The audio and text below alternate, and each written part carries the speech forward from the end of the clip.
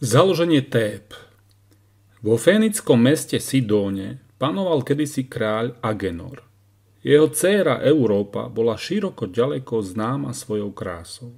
A to nielen medzi ľuďmi, ale aj u bohov. Zaľúbil sa do nej aj sám vládca bohov Zeus. Jedného rána sa prechádzala krásna Európa s družkami po rozkvitnutých lúkach na morskom brehu. Dievčatá trhali kvetiny a potom si posadali do tieňa košatých stromov a vili vence. Keď zdvihli od vytia vencov zraky, vydýchli od prekvapenia. Pred nimi stál nádherný belostný bík s malými rohami, priezračnými ako kryštáľ. Tváril sa tak mierumilovne, že sa Európa i dievčatá takmer prestali báť. Európa mu priložila k ružovému pisku hrst kvetín a jej družky mu ovenčili rohy. Bík sa s dievčatami hral. Potom pritancoval na lesklých kopytách k Európe, sklonil šiju a kľakol si na predné nohy. Ako by ju pozýval na prechádzku. Európa si so smiechom sadla na podivuhodného bíka a zavolal na družky, aby si k nej prisadli. Lenže bík nečakal, kým k nemu pristúpia ostatné dievčatá. Zdvihol sa a vbehol s Európou na chrbte rovno do morských vln. Zdesená Európa kričala a plakala. Nič však nepomáhalo. Bík plával ďalej na šíre more a breh s bedákajúcimi dievčatami sa jej o chvíľu stratil z očí. Všade navôkol sa rozprestieralo iba belasé more. Slnko zapadlo, na nebi i vlnách sa zatrblietali prvé hviezdy a bík s Európou stále ešte plával.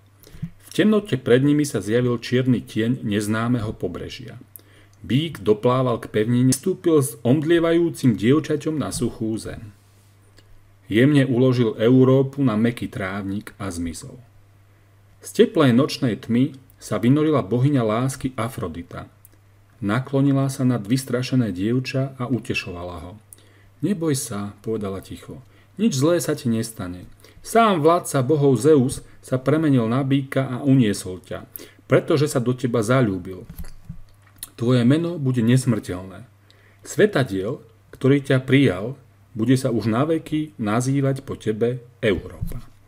Tak žila Európa s Diom, ukrytá v ďalekej krajine. Jej otec, kráľ Agenor, hlboko za ňou smútil. Vysielal poslov, aby mu o zmiznutej dcére priniesli aspoň dáku správu. Poslovia sa vracali, ale mlčali. Žiaden z nich nepotešil kráľa ani len iskričkou nádeje. Nakoniec si kráľ zavolal svojho syna Kadma. Choď, povedal mu, vyhľadaj a priveď mi svoju sestru Európu. Prekutaj celý svet a utišíš môj zármutok, ale bez nej sa nevracaj. Kadmos zvolal najsmelších bojovníkov, vybral si z nich družinu a vydal sa do sveta hľadať sestru. Cez známe krajiny putoval do menej známych i cudzích krajín. Ústavične ďalej a ďalej. Cestou sa vypytoval na Európu, ale nik o nej nevedel. Mnoho pobreží prešli, mnoho riek prebrodili, všetko bolo márne. Jedného dňa Kadmos a jeho sprievod zablúdili a ocitli sa na neznámej ceste. Až po dlhom čase stretli pocestného. Vypytovali sa ho, kam cesta vedie. Vraj sa po nej dostanú do Delf.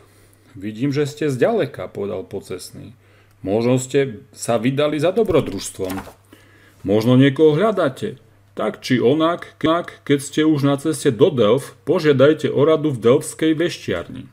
Možno vám túto cestu ukázali samotní bohovia. Kadmos sa zaradoval. Už dávno počul o Delfách. V chýrečnej Delfskej veštiarni sedela nad skalnou rozsadlinou na vysokej trojnožke veštica Pítia. Vdychovala pary vystupujúce z rozsadliny a omámená vykrikovala nezrozumiteľné veštby, ktoré kňaz zapisoval a zostavoval z nich odpovede pre prosebníkov. Kadmos sa pocestnému poďakoval a keď dorazili do Delf, zašiel do veštiarne a pýtal si radu. Kňaz mu zostavil takúto veštbu. Nepátraj po stratenej sestre a nevracaj sa do vlasti. Na osamalej lúke nájdeš žalovicu, ktorá ešte nenosila jarmo. Choď za ňou a tam, kde si odpočinie, postav mesto a nazvi ho Téby. Kadmos poslúchol bohov. Šiel s druhmi hľadať osamelú lúku, aby splnil, čo mu veštba predpovedala. Onedlho našiel lúku i mladú kravu, ako sa pasie na šťavnatej tráve. Vydal sa za ňou. V jej stopách prebrodil riečku a prešiel cez rozľahlé lúky. Krava konečne zastala, obzrela sa na Kadma i jeho sprievod. Zdvihla hlavu a ťahavo zabučala. Keď si pomaly líhala, Kadmo spadol na kolená a radostne poboskal cudziu zem, ktorá sa mala stať jeho domovom. Z prievodu prikázal, aby doniesli čistej pramenitej vody na obetu. Les, do ktorého Kadmovi druhovia vstúpili, ešte nepoznal ostrie sekery. Predierali sa húštinami za zurčiacim prameňom, ktorý vyvieral zo skaly. Bol bohatý a číry, preskakoval vlhké kamene a šíril okolo seba príjemný chlad.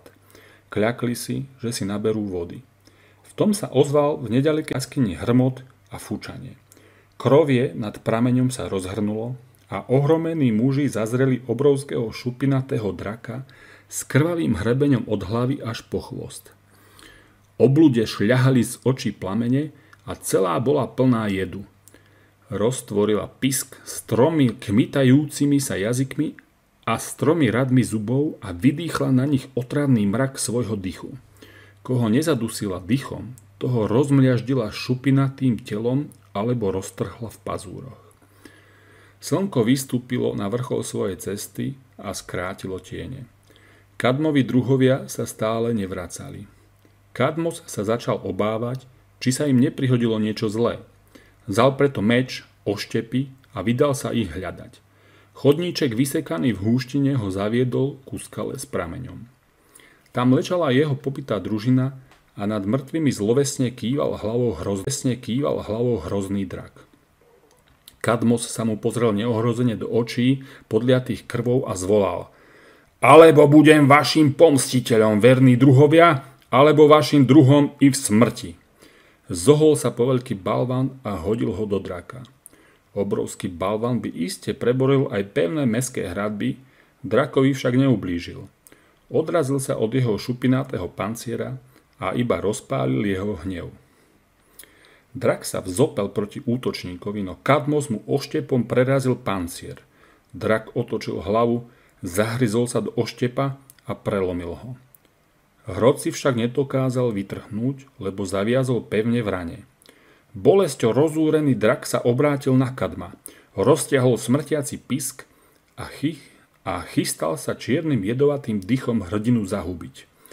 Kadmos včas spozoroval drakov úmysel a schoval sa za mohutný strom. Nachystal si druhý oštep a vrazil ho drakovi do hrdla s takou silou, že prebodol i blízko stojaci dub. Drak sa zatriasol a vytrhol dub aj s koreňmi. Z hrdla sa mu vyvalil prúd krvi a za krátku chvíľu bolo všetko dookola červené, tráva, mach i konáre stromov. Umierajúca obluda posledný raz udrela chvostom, s praskotom prelomila niekoľko stromov a stíchla.